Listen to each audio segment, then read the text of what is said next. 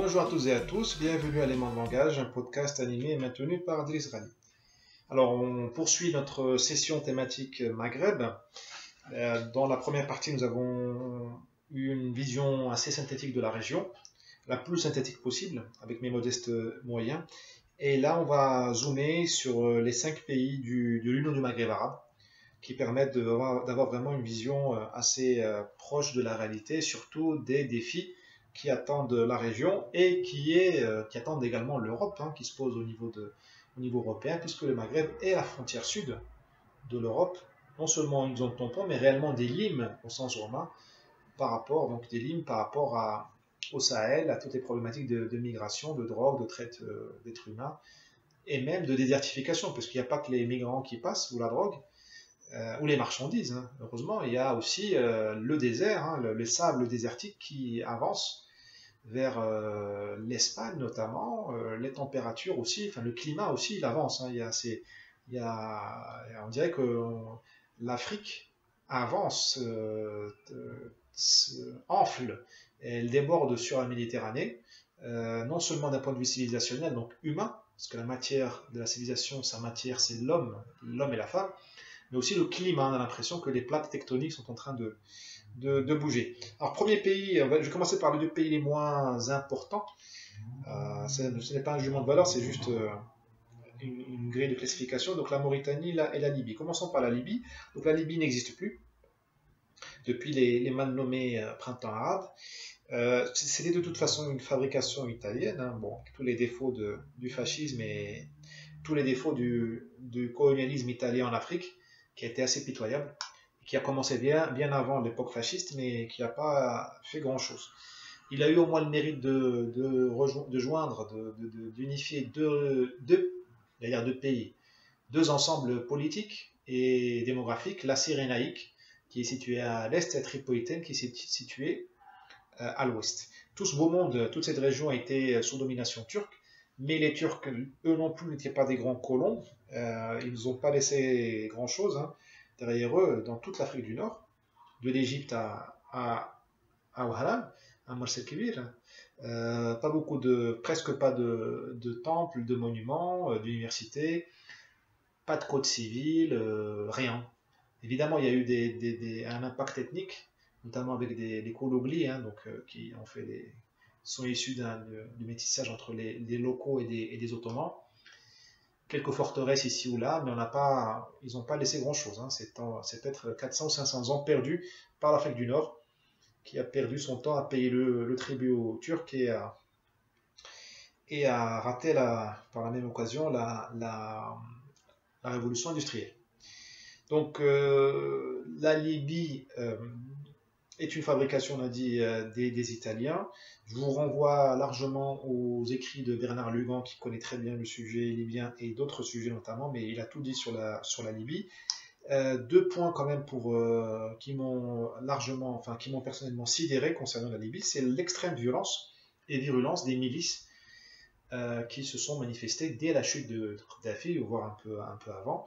J'avais l'impression que le pays était plutôt un pays de nomades, de bédouins, sans jugement de valeur, ou des gens évidemment un peu virils, mais plutôt pacifiés, et puis on va dire ramollis par la manne pétrolière, parce qu'il paraît que Kadhafi livrait l'électricité et l'eau gratuitement aux Libyens, plus les soins et autre chose. Les aliments étaient subventionnés. Et les Libyens la Libye était un pays d'émigration, notamment marocaine et autres. J'étais très surpris de voir l'extrême virulence des gangs et des milices qui, à ce jour, martyrisent le peuple libyen, pas seulement, même les Noirs venus du sud, ou tous les migrants, même les Coptes. On a vu avec le mal nommé, ou plutôt le funeste État islamique et la décapitation des migrants ou des travailleurs temporaires coptes sur cette plage de Cyrénaïque. Donc extrême violence des milices libyennes, qui rappellent un peu l'extrême violence des milices et des groupes armés qui naviguent entre politique et mafia, des groupes armés irakiens. Mais l'Irak a toujours été connu par la violence de ses mœurs politiques. La Libye m'a beaucoup surpris. Et le deuxième point, évidemment, c'est l'extrême impunité des bourreaux de la Libye, Et bien sûr, il y avait le Kadhafi, mais bon, Kadhafi est quand même était le bourreau de la Libye, mais il a été largement puni, hein, d'une manière assez abjecte, hein. Il était lynché en public. Je ne rentrerai pas dans les détails, mais quand je parle de l'extrême impunité, c'est celle de ceux qui ont décidé l'intervention pour déloger Kadhafi, donc Sarkozy, Cameron, Monsieur Obama, quand même le prix Nobel de la paix, qui a donné l'appui aérien et logistique à cette sinistre aventure, et Madame Clinton, qui était au département d'État. Je crois que j'ai oublié personne, du moins parmi les décideurs politiques. Et c'est une honte, ce qui a été fait en Libye, c'était une honte. Non seulement on a menti à la communauté internationale en disant qu'on allait qu'on allait offrir une couverture aérienne à Benghazi pour sauver les civils. Et en fait, on a fait un changement de régime et on a lynché Kadhafi et on a donné le pouvoir à la pire racaille qui soit. Voilà. Bon, le peuple libyen paie le prix depuis et j'espère que et M. Obama garde son prix Nobel, bien sûr. Euh, le second pays, la Mauritanie, donc là aussi un pays qui n'a jamais été décisif, on va dire, pour l'histoire de l'Afrique du Nord et du Maghreb. La Mauritanie, à ma connaissance, c'est une terre de passage. Euh, une terre de passage entre le nord et l'Afrique noire, hein, vers le fleuve Sénégal. Une immense terre de passage, il n'y a pas grand-chose d'un point de vue démographique et même d'un point de vue de ressources naturelles. Bon, il y a le poisson. Les poissons, l'eau est riche. Enfin, les eaux territoriales sont riches. Un peu de fer au nord, à Zouérat, si ma mémoire est bonne. Et voilà, c'est tout. C'est une terre de passage, donc c'est une terre où il n'y a pas un grand enjeu stratégique. C'est le genre de territoire qu'on a envie d'interdire à son adversaire pour éviter qu'il en soit le parrain, qu'il vassalise ce pays-là. Mais on n'a pas besoin, on n'a pas envie de le coloniser ou de s'y implanter parce qu'il n'y a pas grand-chose à en tirer, hein. La Mauritanie, ce n'est pas le Congo ou la Guinée équatoriale ou le Gabon. Donc c'est le pays où on veille, enfin, une politique étrangère par rapport à la Mauritanie, c'est veiller à ce que ses ennemis n'y prennent pas pied. Voilà. D'un point de vue des institutions, c'est un État-nation factice, hein, c'est un décor de cinéma, hein, c'est du papier mâché, hein, donc il y a un État qui fonctionne tant bien que mal. Enfin, tout le monde vit à Nouakchott. Je crois que la population, 80% vit autour de Nouakchott, donc l'État se résume un peu à Nouakchott. Et c'est un État qui est plaqué sur une construction tribale. Alors dans ma bouche, tribal n'est pas du tout péjoratif. C'est une excellente institution et une manière de gérer l'autorité et les rapports interpersonnels. Le problème est quand les deux ordres, les deux dimensions, qui est la dimension moderne de l'État-nation et celle plutôt traditionnelle de la tribu, quand elles coexistent, elles se mélangent sans le dire. C'est ça qui pose problème et c'est ce qui fait que l'État mauritanien est très faible et la tribu est souvent plus forte que lui. Mais là, c'est un autre débat. La Tunisie est un pays important du Maghreb. La Tunisie est un pays qui est un vieux pays, une vieille nation citadine, même dans son aspect rural, même dans ses plaines du centre et dans ces collines qui vont qui se confondent, hein, progressivement avec le Sahara, ouvertes sur le Sahara, où on sent le côté urbain, à la limite petit bourgeois.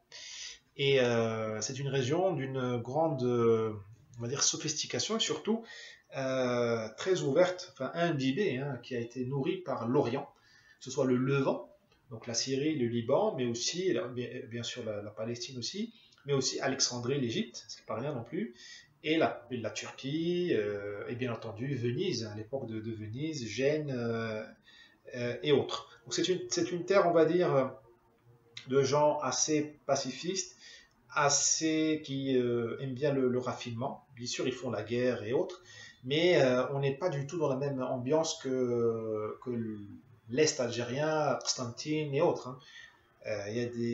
On trouve chez Brodel des pages merveilleuses sur le sujet du Tunisien.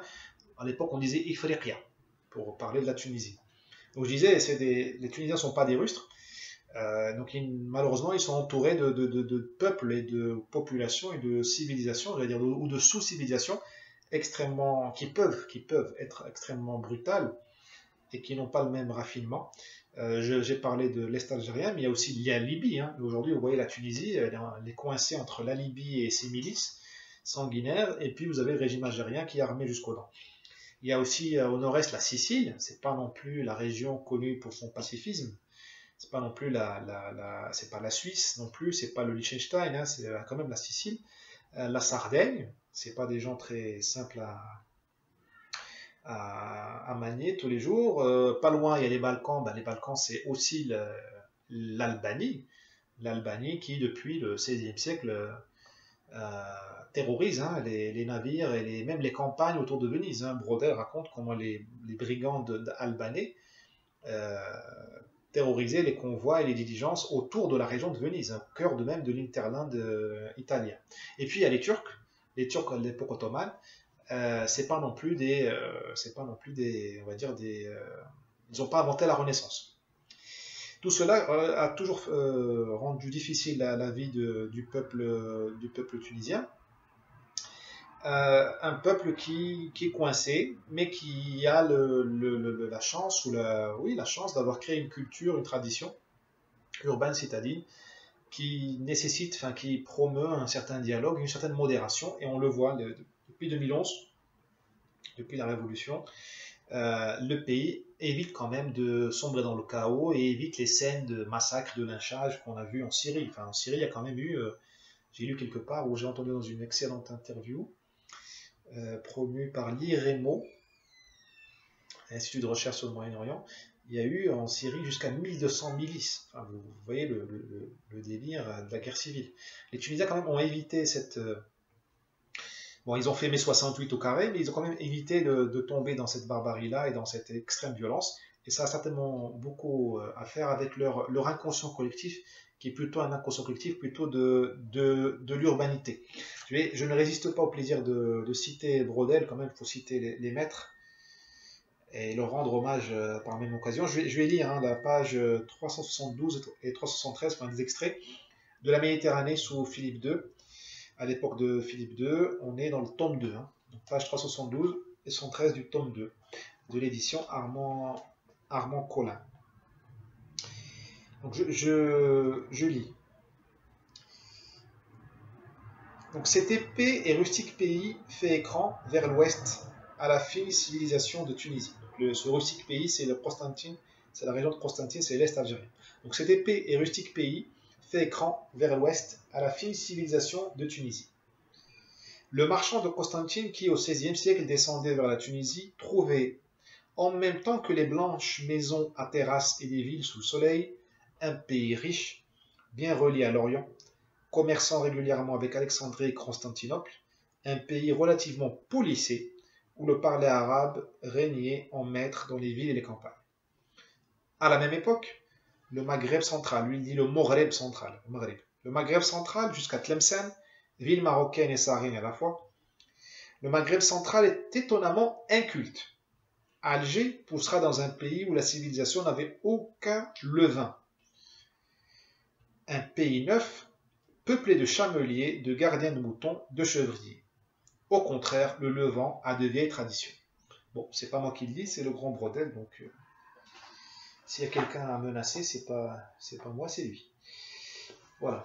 Donc, je dis ça parce que on reçoit des messages de plus en plus hallucinants. Hein. C'est comme quoi, plus on avance dans la démocratie, moins le pluralisme et la liberté d'expression sont de mise. Voilà, donc là, ce contexte mental hein, et psychologique et culturel de la Tunisie explique beaucoup sa trajectoire depuis 2011, depuis la chute de Ben Ali. Quelques questions quand même sur cette chute de Ben Ali. L'événement déclencheur, c'est ce fameux vendeur ambulant qui s'est immolé par le feu. Il a quand même résisté à l'intervention d'une policière ou d'une gardienne de la paix femme. Donc quand même, c'est un symbole.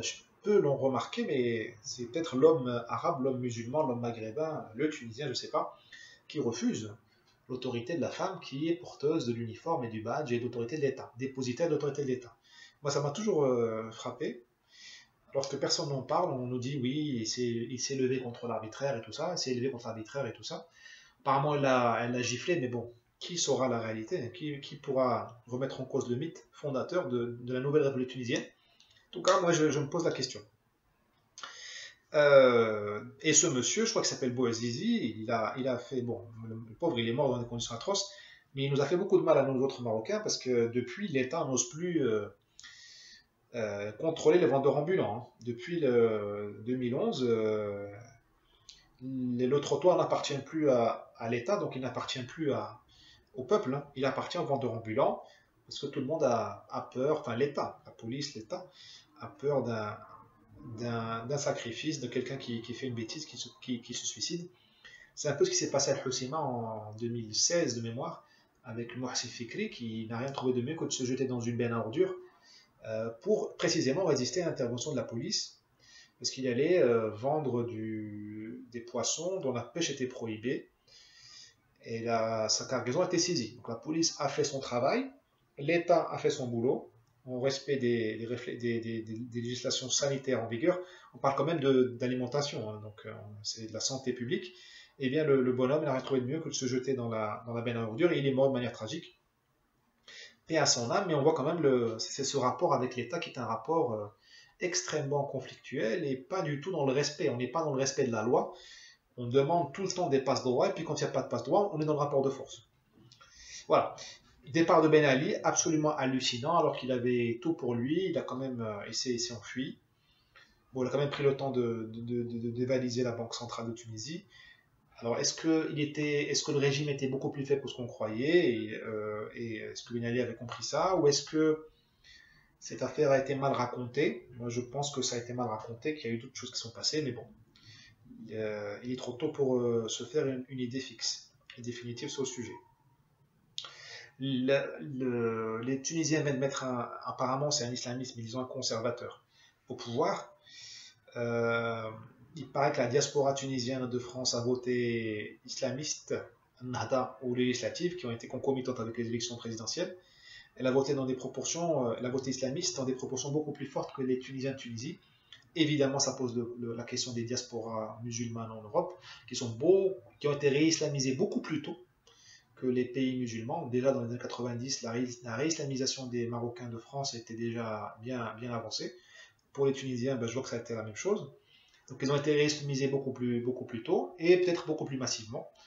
Et c'est très inquiétant parce que cette diaspora, en général, elle a un PIB par capita beaucoup plus élevé que les Marocains du Maroc ou les Tunisiens de Tunisie. D'ailleurs, dans les affaires du GIA dans les années 90, la décennie noire, donc là, c'est dans le cas de l'Algérie, la police française et algérienne enfin les services secrets, avaient détecté des financements en provenance de la diaspora algérienne. Voilà. Évidemment, parce que parfois les gens n'ont pas conscience qu'ils financent le terrorisme ou même un parti politique. Ils croient qu'ils font de la charité, hein, qu'ils construisent une mosquée ou qu'ils aident la Palestine, alors que l'argent va vers d'autres caisses. Et je ne doute pas qu'il y a des gens de la diaspora qui carrément financent l'arrivée d'islamistes au pouvoir. Bon, par rapport à la Tunisie, moi je suis un homme d'un éternel optimisme. Je suis en cela l'illustre Hassan II qui avait un énorme optimisme par rapport et une grande tendresse par rapport au peuple tunisien. Moi j'ai l'impression que ce président, même s'il est islamiste, même s'il y a beaucoup de questions autour de son pédigré, on va dire, j'ai l'impression qu'il peut marcher, ça peut marcher. Si ça marchait, voilà. Une question pour les Tunisiens et par rapport à la Tunisie, c'est et si ça marchait? Et j'espère que ça marchera. Bon, le cas algérien est beaucoup moins drôle et beaucoup moins, on va dire, propice à l'optimisme, à l'espoir, puisque ce pays est né d'un quiproquo. Enfin, le pays est né d'un quiproquo. Déjà, j'entends les cris d'orfraie. Mais disons que, bon, il faut bien commencer quelque part. Donc, je ne vais pas remonter aux Turcs qui ont martyrisé l'Algérie pendant au moins 300 ans. Je ne vais pas remonter aux structures féodales locales qui ont maintenu le pays hors de portée de la révolution industrielle et sa population ravagée par la malnutrition et les maladies. Ça, je ne vais pas revenir aussi loin. On peut commencer en 62. Et donc, du quiproquo, parce qu'en 62, la France a donné l'indépendance à l'Algérie. Je crois que c'était le 5 juillet 62. Et là, le premier quiproquo, c'était le fait de dire que l'Algérie est un pays arabe, alors qu'elle est au moins arabo-berbère, si ce n'est plus berbère qu'arabe. Voilà. Donc ça, c'est déjà le premier quiproquo. Le deuxième quiproquo, c'est de dire que l'Algérie est le pays fondé ou forgé dans le feu et le sang grâce au sacrifice de l'armée de libération nationale. Or, l'armée qui a pris le pouvoir en 72-63 n'a pas vraiment fait la guerre, hein, parce que les gens du FLN qui ont fait la guerre contre la France de 54 à 62, une guerre très longue, presque 8 ans, ces gens-là ont été largement décimés. Ils ont été décimés et à la fin en 60-61, ils vivaient en guenilles, dans des cavernes. Ils n'avaient même pas de radio. À l'époque, on disait la BLU, la bande latérale unique. Ils n'avaient même plus de radio pour parler avec leurs confrères qui étaient en Égypte, en Tunisie ou en Algérie. Donc la victoire, on va dire, a été volée par l'armée, ce qu'on appelle l'armée des frontières, qui était plutôt une armée installée à Oujda au Maroc et en Tunisie. Enfin, le troisième quiproquo, peut-être le plus grave, enfin le plus qui m'interpelle moi le plus, c'est que cette armée-là, qu'il s'agisse de l'ALN, donc l'armée des frontières, ou des maquisards du FLN qui ont fait la guerre à l'intérieur de l'Algérie, la seule guerre qui valait la peine, eh bien, ces guerrieros-là n'ont pas gagné la guerre. Ils ont échoué, ils ont été écrasés, puisque l'armée française a gagné la guerre. La guerre d'un point de vue militaire est bouclée, pliée, décidée du moins, dès 60, 61, allez, fin 60, c'est plié. Alors que ce qui s'est passé, c'est que la victoire a été politique. Là, pour le coup, le FLN, le GPA, enfin qui vous voulez, ont gagné effectivement d'un point de vue politique. Mais d'un point de vue militaire, cette armée-là, celle qui gouverne l'Algérie encore aujourd'hui, qui considère ce pays comme son butin, eh bien cette armée-là, elle n'a pas gagné la guerre. D'abord, elle ne l'a pas fait, puisqu'elle était à l'étranger, et même si on considère qu'elle a une parenté avec l'armée qui a fait la guerre, eh ben, elle n'a pas gagné la guerre. Voilà. Et on pourrait rajouter un quatrième quiproquo, c'est de dire qu'une grande partie, ou une partie significative des Algériens, n'ont pas joué le jeu du FLN. Ils étaient avec la France. Pendant la guerre de libération, donc de 54 à 62, le FLN a réussi à mobiliser 30 000 hommes, et la France a réussi quand même à aligner plus de 200 000 musulmans, sur un total de mémoire de 400-450 000 troupes présentes en Algérie en permanence. Donc c'est 200 000 musulmans pour 30 000 musulmans chez les FLN. On est dans des rapports de 6, 1 à 6. Ça s'appelle la pluralité, hein, ça s'appelle de la diversité. Hein. C'est pas le peuple algérien comme un seul bloc contre l'envahisseur français. 200 000 personnes, ce qui fait quand même pas mal de familles, peut-être 1 million de personnes. C'est sur une population de 10 millions, hein, 10 millions de musulmans à l'époque.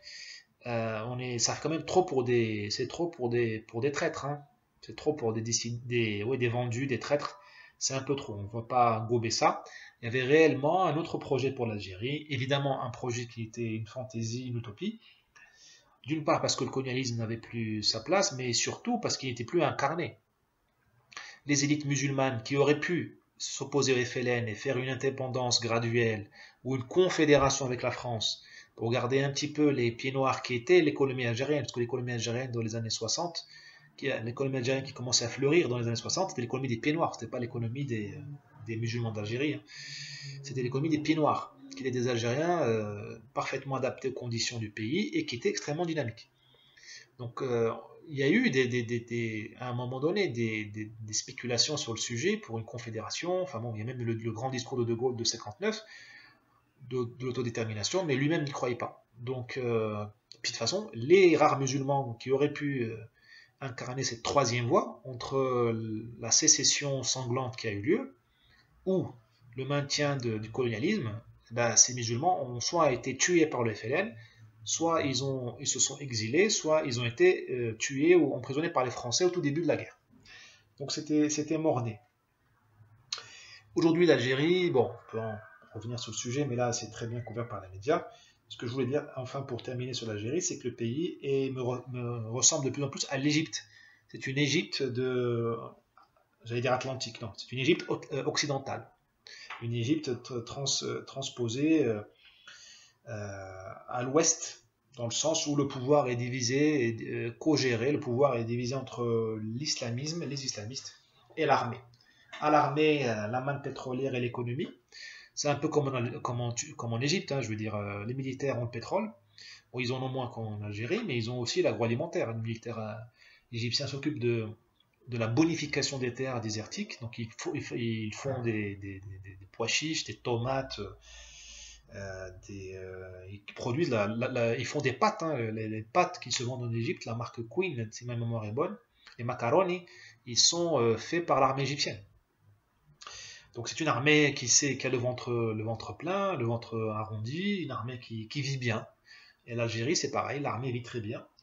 Elle considère que le pays est son butin, comme d'ailleurs les militaires égyptiens qui, depuis qu'ils ont fait tomber le roi Farouk, depuis l'époque de Nasser, ils se payent sur la bête.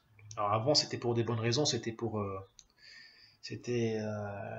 l'excuse c'était d'Israël, mais depuis Camp David 78-79, l'excuse c'est juguler l'explosion démographique égyptienne et donner aux Égyptiens des conditions de vie dignes. Donc on leur dit, vous nous laissez gérer la bouffe et l'économie, et vous verrez, on s'occupera de vous, même si vous dépassez les 100 millions. En Algérie, c'est un peu pareil. Bon, vous connaissez toute la mythologie de l'armée algérienne et son hold-up du pouvoir. Ça, on ne rentrera pas sur le sujet. Et l'islamisme s'occupe du reste. Donc si la police, l'armée, les forces de sécurité, les grands leviers de l'économie sont aux mains des militaires ou du capitalisme népotique, de clientélistes qui les entourent, donc les amis, des fils, des généraux et autres, le reste qui est à mon avis tout aussi important, c'est ce qui se passe dans les cœurs et dans les esprits, donc la mosquée, l'école, les syndicats, les universités, tout ce que vous voulez, les plages, les vacances, les livres, la presse, tout ça, c'est aux mains des islamistes. Bon, il y a une presse francophone qui est très intéressante en Algérie, mais vous m'avez compris, hein, enfin, tout l'environnement mental des Algériens maintenant est structuré par une pensée islamiste. Les islamistes n'ont pas besoin de prendre le pouvoir à Alger, comme ils n'ont pas besoin de le prendre au Caire pour contrôler la société. Ça ne veut pas dire qu'ils ne voudront pas contrôler l'exécutif, mais ça c'est un autre sujet. Enfin, le Maroc, mon pays préféré, mon pays, là je suis né, eh bien, le Maroc, lui, il passe par une période très intéressante que j'appelle du réveil démocratique ou de la gueule de bois, puisqu'il y a eu une imposture démocratique au Maroc. Qu'est-ce que je veux dire par là? Je veux dire que pendant longtemps, on a utilisé des mots au Maroc qui ne signifiaient pas la même chose pour tout le monde. On a dit aux gens démocratie, droits de l'homme, liberté, et ils ont compris autre chose. Ils ont compris développement, santé, emploi, habitat digne, on va dire habitat dans de bonnes conditions. On leur a dit libéralisation, démocratie. Eux, ils ont compris justice, enrichissement personnel. Voilà. Donc, il y a eu un quiproquo au Maroc. Un quiproquo largement, alors si on cherchait les coupables, c'est en partie dû aux Européens, qui ont obligé le Maroc à intégrer toute la logorée et la doctrine des droits de l'homme et tout ce qui va avec. Sauf qu'on n'a pas pris la peine d'enraciner ces mots-là dans les mentalités marocaines. Ce qui fait que ce sont des mots qui ne déclenchent aucune espèce quand vous parlez démocratie au Marocain, ce mot-là ne fait pas tilt, il ne déclenche pas une émotion. C'est juste une parole de plus, un mot vide. Et d'ailleurs, ce mot est de plus en plus vide et fragile depuis que les gens ont compris que même s'ils votent aux élections, même s'ils ont des députés, même s'ils ont des conseillers municipaux, ils ont des conseillers régionaux, même si les palais, des préfectures et autres conseils régionaux et autres agences urbaines, enfin bon, même si l'État et la démocratie représentative ne cessent de croître et d'accumuler les signes extérieurs de richesse, eh bien, ils ont compris que ça ne servait pas à grand chose puisque leurs conditions de vie ne s'améliorent pas ou pas assez. Ils se sont beaucoup améliorés en vérité, mais pas assez puisque la population a eu une grande croissance démographique, a connu une explosion démographique et puis l'économie a beaucoup changé au Maroc entre 2000 et 2012-13.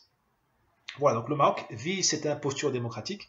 C'est un peu la gueule de bois, c'est le réveil. Les gens ont compris, surtout les classes moyennes et les classes populaires, viennent de comprendre qu'il y a eu un quiproquo. On n'a pas parlé, les gens n'ont pas parlé le même langage entre les masses, on va dire, et les élites, et puis entre le Maroc et la France, ou le Maroc et les pays occidentaux.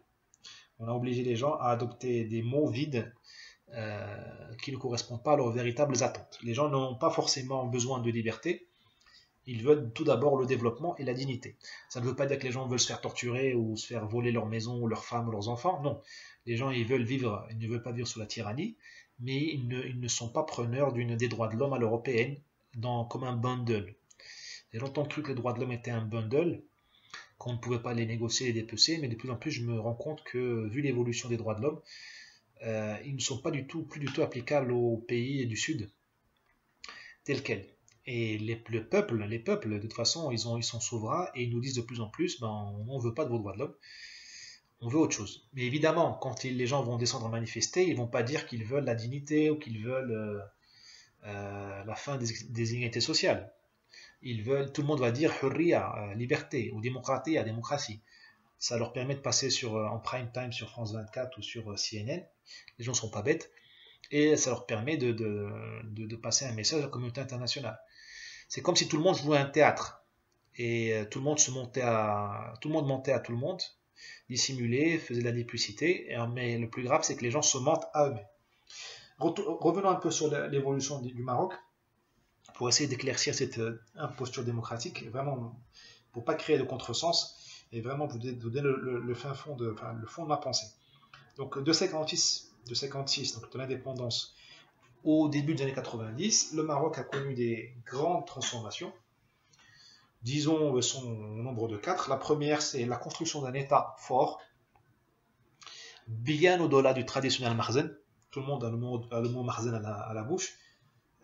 Ce mot est toujours à la mode, mais au fait, ce que Feu Hassan II a fait, c'est de doter le Maroc d'une administration moderne et efficace. Bien sûr, elle avait ses difficultés, ses problématiques, ses déficiences, mais une administration qui tient la route encore, qui quadrille le pays, puis qui délivre des résultats, notamment les grands barrages et les projets d'irrigation qui permettent quand même aux Marocains de manger à leur faim, et surtout de boire de l'eau, ce qui n'est pas le cas des autres pays arabes.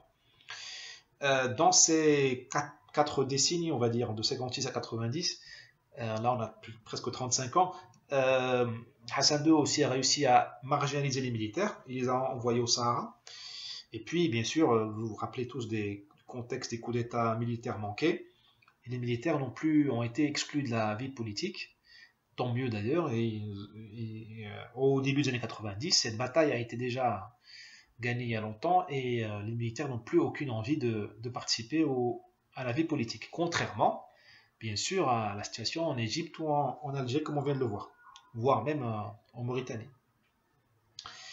Hassan II aussi a réglé leur compte à la gauche ou à l'extrême gauche. Bon, c'est difficile maintenant parce que la gauche d'aujourd'hui n'est plus du tout la même que la gauche des années 70. Hein. Disons que dans les années 70, quand on disait socialiste, on était presque déjà à l'extrême gauche. Tiers-mondiste, tout ça, c'était des gens qui étaient alignés sur Che Guevara, tout ça. Ils ne voulaient pas la démocratie. Hein. Ce sont des gens qui voulaient installer une république socialiste au Maroc qui aurait été un synonyme de misère et de tyrannie. C'était juste une tyrannie plutôt, même pas laïque, hein. C'est une tyrannie qui a lu Marx, quoi. Mais ça reste une tyrannie quand même. Et donc, en 90, moi quand j'avais déjà une dizaine d'années, au Maroc on respirait un air pas de fin de règne, c'était pas ça. On respirait un air de fin de match, parce que le match avait été gagné et la gauche avait été terrassée, soit physiquement, par le biais des exactions. Hein.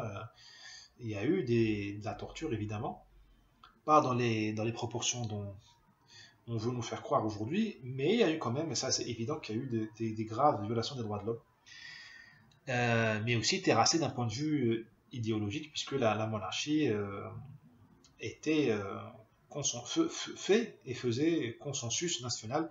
Il n'y avait plus d'espace pour une contestation républicaine de la monarchie, ce que la gauche ou une certaine gauche aurait voulu faire dans les années 60-70. Quatrième évolution, quatrième acquis, on va dire. Alors, acquis, quand je dis acquis, c'est pas forcément quelque chose de bien. C'est quelque chose qui est acquis depuis toujours, depuis cette époque-là. C'est la francisation du Maroc. La France est partie en 56, mais la langue française n'a jamais été aussi forte au Maroc que depuis son départ. Et au début des années 90, cette francisation est claire et elle est devenue un instrument d'apartheid social, puisque jusqu'aux années 70, disons, fin 70, l'école était en français, l'enseignement était en français. Évidemment, à part les enseignements islamiques ou religieux, mais les gens, les petits élèves, quel que soit leur milieu social ou leur région d'origine, ils apprenaient tout en français.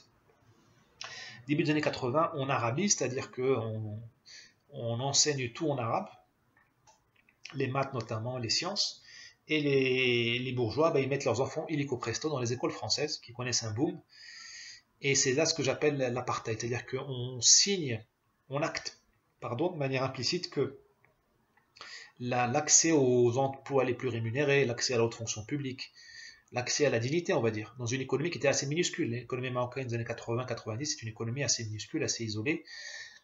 Eh bien, cet accès-là, il sera réservé aux gens qui ont fait qui ont fait les lycées français, Descartes, Lyautey, et tout ça. Paul Valéry, et j'en oublie. Et donc, au début des années 90, c'était impensable d'avoir un haut fonctionnaire qui ne parle pas bien le français, mais le français sans l'accent. D'où ce que j'appelle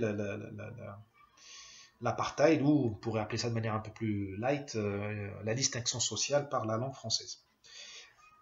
La deuxième phase a commencé, donc elle a couvert les années 90 à 2000, donc gros une bonne dizaine d'années, où je crois c'est même Hassan II disait ça, mais je ne suis pas sûr, qu'il disait que le Maroc était au bord de l'arrêt cardiaque.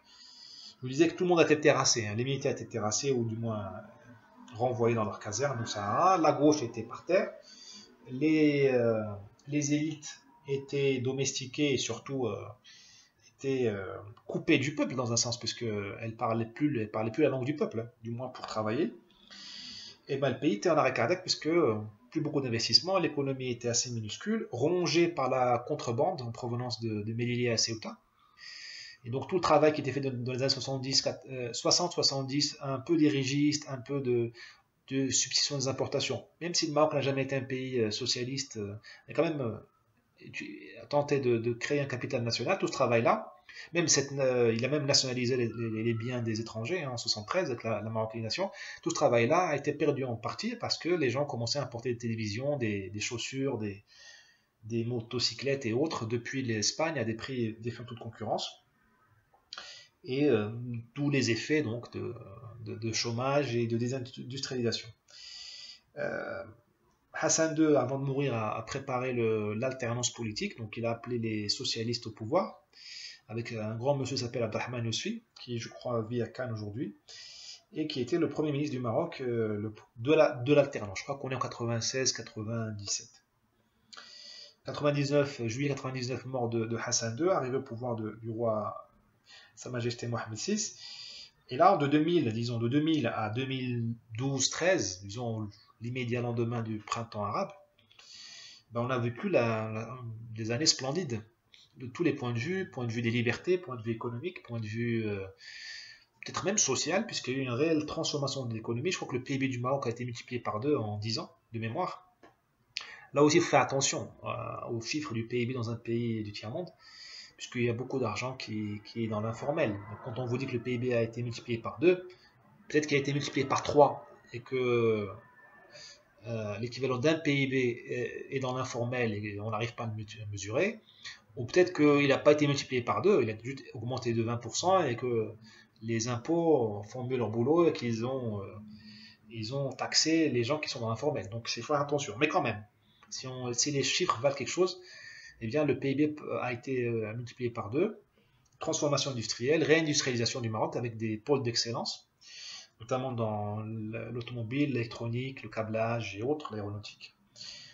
Et un réel optimisme, et puis une bonne négociation des grands défis de l'époque, donc les attentats de 2003 de Casablanca, où il y a une réactualisation de la doctrine marocaine de lutte contre l'islamisme avec une excellence du service de sécurité. Et puis en 2011, c'est discutable, mais quand même le virage des printemps arabes a été très bien géré, mais pas plutôt bien géré, a été très bien géré, avec la nouvelle constitution qui élargit largement les pouvoirs du Premier ministre. Après, est-ce que le Premier ministre est au niveau, est capable d'exercer ses pouvoirs? Ça, c'est une autre chose. Ça, c'est le grand problème des pays du Sud, c'est que même avec des bonnes lois, ou des lois moins mauvaises qu'avant, on n'a pas les hommes et les femmes à la hauteur de l'événement historique. Bon, je me dis, moi, où sont les Lumumba du passé, les Nkrumah, même les Sadat, Je ne prendrai pas d'exemple marocain parce que ça sera tout de suite très mal interprété, mais vous m'avez compris. Donc, tout cela, ces acquis, hein, ce sont des acquis, parce que ce changement du PIB, cette transformation du pays, elles sont toujours là. Hein, c'est un PIB qui a été accumulé en investissement et autres. Mais depuis 2012-2013, c'est l'ère du doute. Dans le sens où l'économie s'est un peu, enfin, s'est essoufflée, c'est même pas un peu, elle s'est essoufflée. Il y a eu des sécheresses, il y a eu des pluies qui étaient régulières. Et puis, bon, la crise en Europe, le ralentissement de la Chine, tout ce contexte-là fait que l'économie marocaine enfin, n'évolue plus dans un contexte extrêmement favorable comme avant. Il faut savoir qu'avant, entre 2000 et 2010, l'économie était était arrosée par les capitaux qui fuyaient les États-Unis, les capitaux arabes, qui après le 11 septembre ont cherché un point de chute et les capitaux émiratis, saoudiens, koweïtiens, un peu qataris, ont trouvé au Maroc une terre qu'ils accueillaient à bras ouverts pour les projets industriels, touristiques et surtout l'immobilier et autres. Voilà, donc après 2012-2013, ces pays-là avaient autre chose à faire que d'investir au Maroc, et puis ils avaient peur eux-mêmes pour leur pérennité, parce que ça a été très chaud du côté de Bahreïn notamment, le printemps arabe. Donc, l'ère du doute, c'est aussi l'ère de la colère et du désenchantement. La colère des classes populaires qui ont compris que leur foi, enfin comment dirais-je, que leur chance était passée, ils n'auraient plus l'opportunité de faire l'ascenseur social, puisque l'économie s'est essoufflée, tout le monde le sent. Et puis les prix ont beaucoup augmenté, les prix notamment de l'habitat, il est devenu presque impossible de se loger à Rabat ou à Casablanca. C'est moins le cas à Fès ou Meknès, mais même à Tanger, les prix sont très chers. Donc même si vous avez eu des gains de niveau de vie, un point de vue réel, hein, sur une dizaine d'années, ben, ça a été largement grignoté, largement bouffé par l'impossibilité de se loger. Vous ajoutez à ça le désenchantement des classes moyennes, pardon, parce que les classes moyennes ont beaucoup gagné de la transformation économique, puisque le Maroc a vraiment créé des emplois bien rémunérés pour les francophones et les gens qui avaient des bons diplômes entre 2000 et 2012, ne serait-ce que dans les services, la téléphonie mobile et autres, l'industrie, le commerce. Mais avec l'essoufflement de l'économie, est devenue plus patente encore l'extrême augmentation de l'inflation des frais de scolarité, puisque pour la classe moyenne, il est hors de question de mettre les enfants à l'école publique, qui est en débâcle total. Et cette classe moyenne, elle aussi, elle prend de plein fouet les prix de l'immobilier. Tout cela dans un contexte de dégradation non pas du cadre de vie, mais de la douceur de la vie. La population a augmenté, il y a de plus en plus de jeunes, la démocratie a été mal expliquée, notamment par les parents à leurs enfants, et par l'État aux citoyens, et on a souvent confondu la démocratie avec le chaos, le bordel, et vous avez des incivilités de plus en plus fortes. Bon, on n'est pas non plus dans la situation française, je pense que personne en Afrique du Nord n'arrive à part la Libye, hein. Disons, personne au Maghreb, Algérie, Maroc, Tunisie n'arrive à la situation française des quartiers nord de Marseille ou du 9-3. On en est loin. Hein. Mais il y a quand même une hausse des incivilités qui est très ressentie, enfin, qui est prise de point feu par la classe moyenne, qui cherche maintenant, qui est dans une logique d'évitement territorial. Elle évite certains quartiers, que ce soit pour être proche des bonnes écoles ou tout simplement pour éviter les incivilités. Et ça crée des frustrations puisque les gens n'arrivent pas à se loger là où ils voudraient se loger. Donc voilà, deux émotions qui sont très mauvaises conseillères, la colère chez le peuple, le petit peuple on va dire, et le désenchantement chez la classe moyenne. C'est très inquiétant. Et on peut se poser la question, où va le Maroc? Eh bien, bon, j'ai pas de boule de cristal, mais il y a trois forces principales qui vont jouer l'avenir du Maroc à court terme, hein, dans les 5 ans. La première, c'est l'État, donc cette merveilleuse création de Hassan II. Hassan II, pas tout seul, hein, il y a eu une génération magnifique qui l'a accompagné. Hein. Je le raconte dans mon livre, hein, Mon père le Maroc et moi, mais bon, disons que Hassan II a laissé un État fonctionnel au Maroc, malgré la corruption, malgré plein de choses. Et bien cet État-là, il est de plus en plus, il fait face à une société qui de plus en plus ne veut plus l'obéir. Et un État qui est de plus en plus, on va dire, peut-être pas au pied d'argile, mais quand même qui montre des fragilités. La corruption a fait en sorte que des places s'achètent pour devenir fonctionnaire. Je ne donnerai pas les détails, mais vous voyez bien que voilà, si les gens versent 1000, 2000, 3000 euros pour que leur fils soit fonctionnaire, eh bien, vous voyez bien que ce n'est pas les gens les plus brillants, ou les plus doués qui vont devenir fonctionnaires ou qui vont qui vont arriver en premier. Hein. Voilà, donc une détérioration de la qualité du fonctionnaire, qui est aussi le fait de la débâcle du système éducatif public, mais même privé, c'est pas non plus la joie. Ce qui fait que l'éducation nationale, elle envenime le corps social, elle fabrique des incompétents. Bon, j'exagère évidemment, mais là il faut aller très vite. Elle fabrique des incompétents, des gens qui sont bons à passer des concours et des examens, mais qui ne sont pas opérationnels. Dans une langue d'ailleurs. Voilà, c'est la question de la langue au Maroc, c'est un autre sujet.